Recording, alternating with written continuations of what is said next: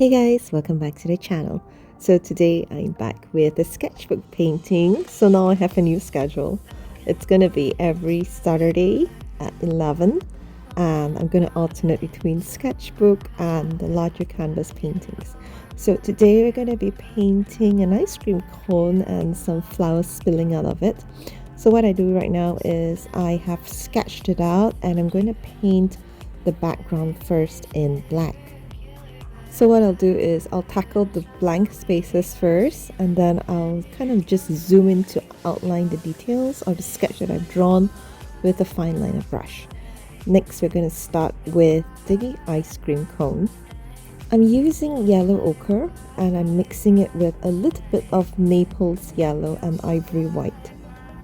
So one color looks a little bit flat, so I'm going to add a little bit of Vendig brown. And then I'm going to blend it in with a bit more Naples yellow and yellow ochre. I'm just trying to get the shade of the wafer to look just right. And I'm going to add a little bit more ivory white at the bottom and just blend it all in.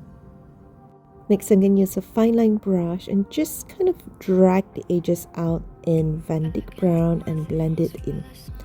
Once that is done, I'm going to draw the lines across to replicate the wafer cones, and I'm going to use ivory white to draw the faint lines.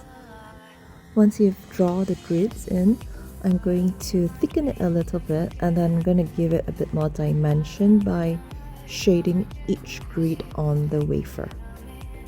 So I'm going to take a fine line brush and I'm going to mix the Vendig brown with yellow ochre and I'm going to darken one side of each square, and then I'm going to blend it in with yellow ochre and Naples yellow.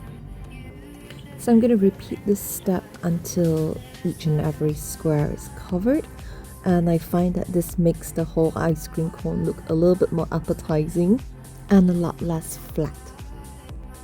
For the finishing touches, I'm going to add a little bit of highlights in white on the lines. Next, we're going to add in the flowers. So I was thinking either between like blue flowers, so it'll be either forget-me-nots or pink flowers, but I've decided to go with pink. So these are gonna be cherry blossoms. So I first start by painting the base of the flower. I mix pink with white with just a dash of blue, so you get this very nice lilac kind of base.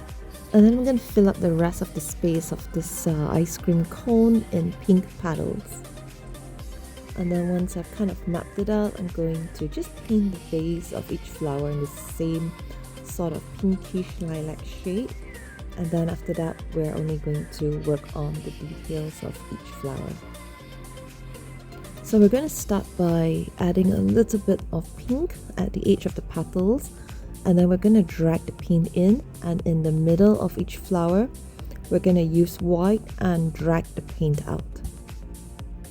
It might take a couple of layers for the white to really kind of come through, so I'll wait for the paint to dry and then I'll add a second layer of the white. Once that is done, I'm going to mix deep purple with a little bit of maroon and draw the little thingy in the middle of the flower. And I'm going to use a fine line brush for it, and once I've done that, I'm going to mix orange with a little bit of yellow and I'm going to dot it in the middle.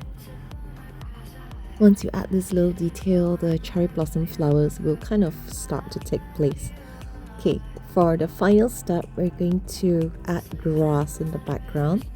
When drawing blades of grass, I like to use an angular brush because it kind of allows you to draw like thin long strokes which kind of arch onto the direction where you want it to go.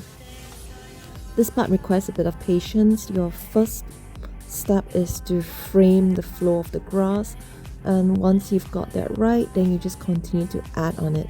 So you start with the darkest shade of green. I love the color teal, so I like to add a little bit of blue to my green, and then as I go and paint more and more layers, then I'll start to add a little bit more white or light green as I come to the surface of the painting. Also, as you reach the top part of the grass, always try to make like thinner lines for the grass so it looks a little bit more finer.